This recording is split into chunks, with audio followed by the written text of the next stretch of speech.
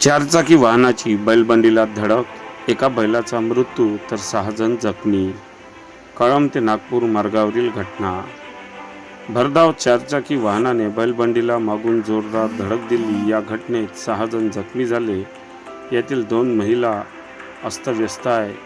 ही घटना रविवार दिनांक 23 नोव्हेंबर रोजी सायंकाळी 6:30 वाजताच्या सुमारास कळंब नागपूर रोडवरील श्याम केवटे यांच्या शेताजवळ घडली.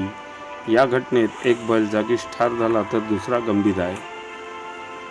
जखमीमध्ये रामचंद्र राऊत वय 65 वर्ष, शोभा रामचंद्र राऊत वय 60 वर्ष, जया मंगेश चेहरे वय 30 वर्ष, यश मंगेश नेहारे वय 6 वर्ष, आयुष मंगेश नेहारे वय 4 वर्ष, रोशनी सूर्यभान वाघाडे वय 11 वर्ष यांचा समावेश आहे. रामचंद्र राऊत हे शेतातून भाजीपाला घेऊन बैलगाडीने कळंबकडे येत होते. दरम्यान मागून भरधाव येणाऱ्या MH02 DZ 2688 या चारचाकी गाडीने जोरदार धडक दिली. चारचाकीच्या धडकेत बैलबंडी 200 फूट दूर फेकली गेली. या घटनेतील जखमी जया नेहारे व रोशनी वाघाडे अस्तव्यस्त आहे. अपघाताची माहिती मिळताच स्थानिक नागरिकांनी मदतीसाठी धाव घेतली. जखमींना प्रथम कळंब येथील ग्रामीण रुग्णालयात दाखल करण्यात आले.